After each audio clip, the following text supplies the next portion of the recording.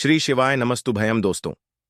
आप सभी लोग जानते हैं कि 28 दिसंबर 2024 यानी शनिवार को पड़ रही है पौष मास की क्षण प्रदोष व्रत। और दोस्तों, यह वह तिथि है जो पौष मास में पड़ने वाली सबसे बड़ी तिथि है, क्योंकि यह शनिवार के दिन पड़ रही है और इसका बहुत ही बड़ा और विशेष महत्व होता है।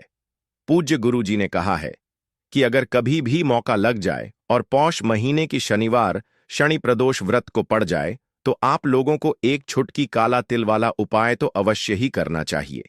इन दोनों का संयोग बहुत ही कम आता है।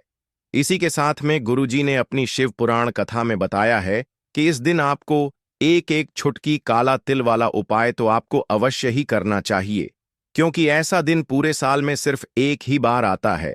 और दोस्तों, आप सभी लोग जानते हो कि शनिवार शनि प्रदोष व्रत का अगर सबसे बड़ा कोई उपाय है तो वह एक छुटकी काला तिल वाला उपाय है। तो दोस्तों, शनिवार शनि प्रदोष व्रत के दिन आप लोगों को इस एक छुटकी काला तिल वाला उपाय को जरूर करना है। बहुत सारे लोग होंगे जिन लोगों ने इस उपाय को ना किया हो, मतलब पूरा साल निकल गया, उन्होंने किसी भी दिन इस एक छुटकी काला तिल वाला उपाय को ना किया हो। पर दोस्तों, आपके पास एक आखिरी मौका बचा हुआ है, जो कि 28 दिसंबर शनिवार शनि प्रदोष व्रत के दिन है। इस दिन आप लोगों को इस वाले उपाय को जरूर कर लेना है। भले ही आपने पूरे महीने भर इस उपाय को ना किया हो, पर अगर आपने इस पौष महीने के शनिवार शनि प्रदोष व्रत के दिन अगर इस वाले उपाय को कर लिया तो आपको इस उपाय को करने का वह फल मिलेगा जिसकी आपने कभी कल्पना भी नहीं करी होगी। इसीलिए आप लोग इस वाले उपाय को एक बार जरूर कर लेना है, ताकि आप लोगों के हाथ से यह मौका ना जा सके और आपको इस उपाय को करने का फल मिल सके। दोस्तों, यह उपाय पंडित जी ने अपनी अभी की ही श्री शिव महापुराण की कथा में बताया है। जी, इस उपाय को आज हम आपको बहुत अच्छे से समझाने वाले हैं। इस वीडियो को देखने के बाद इस उपाय को समझने के लिए आपको कोई और वीडियो को देखने की जरूरत नहीं पड़ेगी। तो चलिए दोस्तों, उपाय को शुरू करते हैं। देखिए, यह इस पौष महीने के शनिवार क्षण प्रदोष व्रत के दिन यह इतना खास होता है, इतना महत्वपूर्ण होता है। देखा गया है कभी कभी बड़े बड़े पूजा पाठ अनुष्ठान से जो मनोकामना पूर्ण नहीं होते, वह पौष महीने की शनिवार शनि दोष व्रत के दिन एक छोटे से उपाय करने से ही आपकी मनोकामना पूर्ण हो जाती है। और बहुत सारे लोगों ने इस उपाय को किया भी है और उनको इस उपाय को करने का फल भी जरूर मिला है। अगर आप लोग भी इस उपाय को करना चाहते हैं तो आप इस उपाय को पहले अच्छे से समझ लेना, सुन लेना, उसके बाद करना। आपको इस उपाय का फल जरूर मिलेगा और इस उपाय को कर लेने से आपके घर में चाहे किसी भी प्रकार की दुख और समस्या क्यों ना चल रही हो, आपको उसका कारण भी नहीं पता है कि भाई यह समस्या किस कारण से चल रही है, उसका कुछ भी कारण हो सकता है, जैसे पितृदोष हो सकता है या किसी भी तरह का मंगल दोष भी हो सकता है। तो इस दिन आप लोगों को यह वाला उपाय कर लेना है। यह एक ऐसा उपाय है जिस उपाय को अगर किसी विशेष दिन पर किया जाए तो भाई उस विशेष दिन का जो है वह तो हमें मिलता ही मिलता है, पर हमने उस दिन पर इस उपाय को किया है तो हमें उससे भी बड़ा फल मिलता है, और फल बहुत जल्दी मिलता है, क्योंकि आप इस उपाय को बहुत ही बड़े और विशेष दिन पर कर रहे हो। तो चलिए अब उपाय के बारे में बात करते हैं, लेकिन उससे पहले आप लोगों को यह जानना आवश्यक है कि आखिर यह उपाय किस समय करना है, किसको करना है और कैसे करना है। तो चलिए हम आगे आपको वीडियो में एक एक करके बता देते हैं। लेकिन उससे पहले अगर आप लोग हमारे चैनल पर पहली बार आए हैं या फिर मेरी आवाज आज पहली बार सुन रहे हैं तो हमारे चैनल को सब्सक्राइब जरूर कर लेना और इस वीडियो को लाइक करके कमेंट बॉक्स में श्री शिवाय नमस्तुभयम ओम नमः शिवाय जरूर टाइप कर देना। तो दोस्तों, इस एक छुटकी काला तिल वाला उपाय को हमें इस शनिवार शनि प्रदोष व्रत के दिन कैसे करना है, किसको करना है, किस समय करना है और कहां पर करना है, ये सारे सवालों के जवाब आपको इस वीडियो में मिल जाएंगे। और जो ये वीडियो देखेगा भाई, उसको एक छुटकी काला तिल वाला उपाय जरूर करना चाहिए, क्योंकि इस दिन काला तिल का भी बहुत ही बड़ा और विशेष महत्व होता है। और जब बात आ जाए एक छुटकी काला तिल वाला उपाय की, तो यह सोने पे सुहागा वाली बात हो जाती है और यह एक बहुत ही बड़ा उपाय हो जाता है इस शनिवार शनि प्रदोष व्रत का। तो अब दोस्तों, इस एक छुटकी काला तिल उपाय को आखिर करना किसको है, सबसे पहले हम लोग वह बात जान लेते हैं। तो देखो, घर की जो बड़ी माताएं बहनें होती हैं, उन माताओं बहनों में से कोई भी एक बड़ी माता बहन इस वाले उपाय को कर सकती है। और दोस्तों, अगर आप चाहें तो अपने घर में से सभी सदस्यों को भी इस उपाय को करवा सकते हैं। अगर किसी व्यक्ति की खुद की कोई मनोकामना है, खुद की कोई दुख और परेशानी है जो कि वह अपने लिए ही करना चाहता है, इस वाले उपाय को तो वह खुद अपने लिए भी कर सकता है। बाकी अगर कोई घर में से ऐसा है जो कि अपने पूरे घर परिवार की सुख और शांति के लिए यह वाला उपाय करना चाहता है, तो भाई वह भी कर सकता है। उसमें भी कोई दिक्कत वाली बात नहीं है। कहने का मतलब यह है कि इस उपाय को हर एक सदस्य भी कर सकता है और पूरे घर परिवार के सदस्य के लिए घर की बड़ी माताओं बहनों में से कोई एक माता बहन भी कर सकती है। माताएं बहनें अगर घर में उपस्थित ना हो या वह यह वाला उपाय न कर पा रही हो, तो फिर घर का कोई बड़ा सदस्य भी इस एक छुटकी काला तिल वाला उपाय को कर सकता है, चाहे फिर वह पुरुष ही क्यों ना हो। उसमें कोई भी दिक्कत वाली बात नहीं है। उसके बाद में दोस्तों जो अगला प्रश्न निकल कर आता है वह यह आता है इस उपाय को लेकर कि आखिर इस उपाय को हमें किस समय करना है, सुबह के समय करना है कि शाम के समय करना है। तो देखो, इस वाले उपाय को आप लोग सुबह के समय भी कर सकते हो और शाम के समय प्रदोष काल में भी कर सकते हो।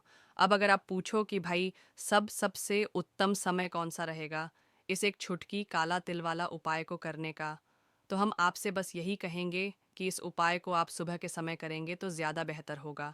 बाकी अगर प्रदोष काल शाम के समय भी करेंगे तो भी अच्छा होगा, उसमें कोई भी दिक्कत वाली बात नहीं है। तो अब दोस्तों, जो अगली सबसे बड़ी और महत्वपूर्ण बात आती है वह ये आती है कि सुबह अगर हम उपाय को करेंगे तो हमें कितने बजे से लेकर कितने बजे तक के बीच में करना है, और शाम के समय प्रदोष काल में करेंगे तो हमें कितने बजे से लेकर कितने बजे के बीच में करना है। तो देखो, सुबह जितनी जल्दी हो सके आप उपाय को करने की कोशिश करना। बाकी अगर किसी कारणवश लेट भी हो जाओ, थोड़ी देर भी हो जाए, तो 10 या 11 बजे तक भी आप उपाय कर लेना, पर 12 बजे से ज़्यादा देरी ना हो। ठीक है, इस बात का ध्यान रखना। उसके बाद में दोस्तों, अगर शाम के समय प्रदोष काल की बात करें, प्रदोष काल का जो समय है होता है वह शाम के 6 बजे से शुरू हो जाता है। मतलब शाम के 6 बजे से लेकर शाम के 6 बजे से रात के 8 बजे के बीच में आप कभी भी इस वाले उपाय को कर सकते हो। उसमें कोई भी दिक्कत वाली बात नहीं है। देखिए, यदि हम किसी भी प्रकार के उपाय को निश्चित दिन और निश्चित तिथि पर करते हैं तो इसका हमें बहुत अधिक लाभ मिलता है, और इन उपायों को करने के बाद हमारे जीवन में बहुत अधिक परिवर्तन आता है। साथ ही साथ यह जो उपाय आपके जीवन की सारी परेशानियों को और सारी बाधाओं को दूर करने वाले हैं। देखिए दोस्तों, आज के इस पूरे ही वीडियो में हम आपको 3 चमत्कारिक उपाय बताने वाले हैं, और यह तीनों ही उपाय बहुत ही खास और बहुत ही ज़्यादा विशेष होने वाले हैं। तो चलिए दोस्तों, जान लेते हैं गुरुजी द्वारा बताए गए सबसे पहले उपाय के बारे में। देखिए, इस उपाय को करने के लिए सबसे पहले तो आपको काले तिल लेने होंगे। देखिए, काले तिल जो है वह भगवान शनिदेव को प्रसन्न करते हैं, काले तिल भगवान शिव को प्रसन्न करते हैं। तो देखिए, आपको मात्र एक छुटकी की काले तिल लेने होंगे, और इसी के साथ में आपको थोड़ा सा शहद लेना होगा। देखिए, शहद जो है आपको मात्र एक चम्मच ही लेना है, और इसी के साथ में आपको एक तांबे के पात्र के अंदर अपने घर से शुद्ध जल लेना होगा। देखिए दोस्तों, ये जो उपाय है आप सुबह से लेकर के शाम तक किसी भी समय में कर सकते हैं, लेकिन प्रदोष की तिथि है इसीलिए प्रदोष काल के समय में करते हैं। तो आपके लिए यह उपाय बहुत ही अधिक सर्वोत्तम होता है। प्रदोष काल के बारे में जिन लोगों को भी जानकारी नहीं है उन्हें बता दें कि प्रदोष काल का समय सूर्यास्त से 45 मिनट पूर्व शुरू होता है और सूर्यास्त 45 मिनट बाद तक रहता है। तो इस समय में भी आप यह उपाय कर सकते हैं। देखिए, सबसे पहले तो आपको इन सभी सामग्रियों को भगवान शिव के मंदिर में लेकर के पहुंचना है। अब मंदिर पहुंचने के बाद आपके पास जो शहद है, सबसे पहले तो इसे आपको अपने सीधे हाथ की हथेली पर अच्छे से लगा लेना है। यानी कि पूरे ही शहद को आपको अपने सीधे हाथ की हथेली पर लगा लेना है। और आपके पास जो एक छुटकी काले तिल है उन्हें भी आपको अपने सीधे हाथ की हथेली पर रखना है। अब आपको शहद और काले तेल का लेपन भगवान शिव के शिवलिंग पर अच्छे से कर देना है। देखिए, आपको काले तिल और शहद का लेपन कटी वाले भाग के ऊपर ऊपर करना है। तो इस प्रकार से आपको शहद और काले तिल का लेपन अच्छे से शिवलिंग पर कर देना है। देखिए, काले तिल का लेपन करते समय आप शनेश्वर महादेव का मन में स्मरण कर सकते हैं। साथ ही साथ यदि आपके जीवन में कर्ज की स्थिति बहुत अधिक है, कर्ज आपके जीवन में बहुत अधिक बढ़ने लगा है, तो फिर आप अर्ण मुक्तेश्वर महादेव का स्मरण भी कर सकते हैं। दोनों में से आपकी समस्या के लिए जो भी उचित है उस नाम का आपको स्मरण कर है। अब अंत में जो आपके पास एक लोटा जल है, इसे आपको धीरे धीरे शिवलिंग पर समर्पित कर देना होगा। श्री शिवाय नमस्तुभ्यम। इस मंत्र का जाप करते हुए आपको आरण मुक्तेश्वर महादेव या फिर शनेश्वर महादेव का स्मरण करते हुए यह एक लोटा जल भगवान शिव के शिवलिंग पर ही अर्पित कर देना है। आपके जीवन की जो भी बड़ी से बड़ी परेशानी है, जीवन के जो भी संकट है, वह मात्र इन उपायों को करने से दूर होती है। तो यह उपाय विशेषकर आपको कर्ज से जुड़ी ई समस्या को और क्षण से जुड़ी हुई समस्या को दूर करने के लिए करना है। अब दोस्त, हम जान लेते हैं गुरुजी द्वारा बताए गए दूसरे उपाय के बारे में। देखिए, यह उपाय विशेषकर उन लोगों को करना है जिनके जीवन में संकट ग्रह क्लेश की समस्या बहुत ही अधिक रहती है। यानी कि आपके घर में बहुत ही ज़्यादा परेशानियां रहती हैं। घर में एक दूसरे से लोग अच्छे से बात नहीं करते हैं, बात बात पर लड़ाई झगड़े होते रहते हैं। यदि आप भी चाहते हैं कि आपके पूरे परिवार की एकता बरकरार रहे और आपके घर के जो यह क्लश हैं ये सभी दूर हो जाएं, चाहे पति पत्नी में लड़ाई हो रही हो, भाई भाई में आपस में लड़ाई हो रही हो, घर के किसी भी सदस्य से आपस में लड़ाई हो रही हो, तो जैसे ही आपके घर में सुख शांति बढ़ने लगेगी, वैसे ही आपके घर में माता लक्ष्मी स्वतः ही चली आएगी। तो यदि आपके घर में भी परेशानियां हैं, बच्चे बात नहीं मानते हैं, बड़े बात नहीं मानते हैं, तो फिर आपको यह उपाय करना है। तो देखिए, इस उपाय को करने के लिए सबसे पहले तो आपको शमी के पत्ते लेने हैं। शमी के पत्ते आप 31 यानी कि जितने भी आप शम पत्र लेने चाहते हैं उतने ले सकते हैं, लेकिन आपको शम पत्र विषम संख्या में ही लेने हैं। शमी पत्र के साथ में आपको लेना होगा थोड़ा सा शहद, और इसी के साथ में आपको लेना होगा मात्र एक लोटा शुद्ध जल। अब देखिए, आपको इन सभी सामग्रियों को लेकर के पहुंचना है भगवान शिव के मंदिर में। यह उपाय भी आप सुबह से लेकर के शाम तक किसी भी समय में कर सकते हैं। साथ ही साथ प्रदोष काल के समय में भी आप इस उपाय को कर सकते हैं। देखिए दोस्तों, सबसे पहले तो आपके पास जो एक लोटा शुद्ध जल है, इसे आपको धीरे धीरे शिवलिंग पर अर्पित कर देना होगा श्री शिवाय नमस्तुभयम इस मंत्र का जाप करते हुए।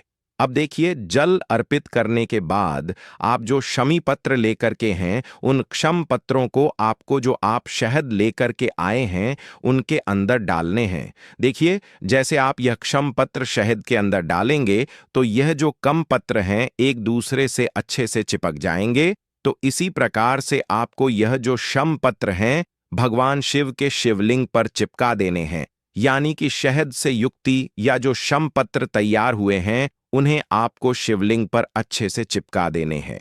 देखिए, जो भी व्यक्ति 28 दिसंबर शनिवार की प्रदोष पर शम पत्र से भगवान शिव के शिवलिंग का श्रृंगार करता है तो उसके जीवन में धन संपदा की वृद्धि होती है। भगवान शिव उस व्यक्ति से प्रसन्न होते हैं जिस प्रकार से हमने शिवलिंग का श्रृंगार किया है, उसी प्रकार से भगवान शिव हमारे जीवन का श्रृंगार करने वाले हैं। तो इस प्रकार से जीवन की समस्त परेशानियों को दूर करने के लिए, साथ ही साथ महादेव को प्रसन्न करने के लिए आपको यह उपाय करना है। अब दोस्तों, हम जान लेते हैं तीसरे विशेष उपाय के बारे में। यह उपाय भी बहुत ही चमत्कारिक होने वाला है। देखिए, यदि आपके घर में बुरी शक्तियों का प्रभाव है, आपके घर में बार बार नजर लग जाती है, कोई ना कोई व्यक्ति बार बार बीमार पड़ जाता है, या फिर यदि आपके व्यापार में बार बार नजर लग जाती है, जीवन में धन संबंधित बहुत अधिक परेशानियां चल रही हैं, जीवन में जो कष्ट हैं वह लगातार बढ़ते ही जा रहे हैं, तो आपको यह सुंदर सा उपाय करना है। देखिए, इस उपाय को करने के लिए सबसे पहले तो आपको मात्र 2 काली मिर्च लेनी है। इसी के साथ में आपको एक स्टील के पात्र के अंदर 2 चम्मच कच्चा दूध लेना है और उसमें आपको शुद्ध जल मिलाकर के कच्चे दूध से युक्त जल तैयार करना है। इसी के साथ में आपको एक तांबे के पात्र के अंदर शुद्ध जल लेना है। साथ में आपको एक मिट्टी का दीपक लेना है और उसी के अंदर आपको एक कपूर का टुकड़ा भी डाल देना है। तो देखिए, आपको 2 काली मिर्च लेनी है, कच्चे दूध से युक्त जल तैयार करना है स्टील के पात्र के अंदर। इसी के साथ में आपको एक तांबे के पात्र के अंदर जल लेना है, साथ में आपको एक मिट्टी का दीपक और उसी में आपको एक कपूर का टुकड़ा डाल लेना है। अब देखिए, यह सभी सामग्रियां लेकर के आपको पहुंचना है प्रदोष काल के समय में भगवान शिव के मंदिर में। देखिए दोस्तों, मंदिर पहुंचने के बाद आपके पास जो 2 काली मिर्च है उनमें से एक काली मिर्च को आपको अच्छे से चूरा कर लेना है, यानी कि बारीक कर लेना है। और इस काली मिर्च को आपको कच्चे दूध वाले जल के अंदर डाल देनी है। एक काली मिर्च आपको कच्चे दूध वाले जल के अंदर डाल देनी है, अच्छे से बारीक चूरा करके। अब सबसे पहले तो आपको जो कच्चे दूध वाला जल है उससे भगवान शिव के शिवलिंग का अभिषेक करना होगा। श्री शिवाय नमस्तुभयम इस मंत्र का लगातार जाप करते हुए जब भी आप यह कच्चे दूध वाला जल अर्पित करेंगे, तब आपको श्रम ईश्वर महादेव का मन में स्मरण करना है, ताकि आपके जीवन की जो भी समस्याएं हैं वह सभी समाप्त हो सके। काली मिर्च से भगवान शिव के शिवलिंग का अभिषेक करना क्षण दोष को भी दूर करता है, साथ ही साथ नजर दोष को भी दूर करता है। अब दोस्तों, कच्चे दूध वाले जल से अभिषेक करने के बाद आपके पास जो एक लोटा शुद्ध जल था तांबे के पात्र के अंदर, इसे भी आपको भगवान शिव के शिवलिंग पर ही अर्पित कर देना होगा, श्री शिवाय नमस्तुभयम मंत्र का जाप करते हुए। अब देखिए दोस्तों, आप जो एक दीपक लेकर के आए थे जिसमें आपने कपूर के टुकड़े डाले हुए हैं, साथ ही साथ आपने काली मिर्च डाली हुई थी, इसे आपको भगवान शिव के शिवलिंग के सामने ही प्रज्वलित कर देना है। और यह जो दीपक है, इससे आपको शिवलिंग के सीधी तरफ, यानी कि जहां पर गणेश जी का स्थान होता है, उसके नीचे की तरफ आपको यह दीपक जलित करना है। जीवन के जो भी कष्ट होंगे, जो भी परेशानी होगी, वह इस उपाय के माध्यम से निश्चित ही दूर होंगे। तो यह उपाय भी आपको इस शनिवार की इस क्षण प्रदोष पर के समय में जरूर करना है। तो दोस्तों, यह थे पूज्य गुरु जी द्वारा बताए गए कुछ बहुत ही खास उपाय। अगर आपको जानकारी अच्छी लगी हो तो वीडियो लाइक करिएगा। मिलते हैं फिर एक नए वीडियो के साथ। श्री शिवाय नमस्तुभयम।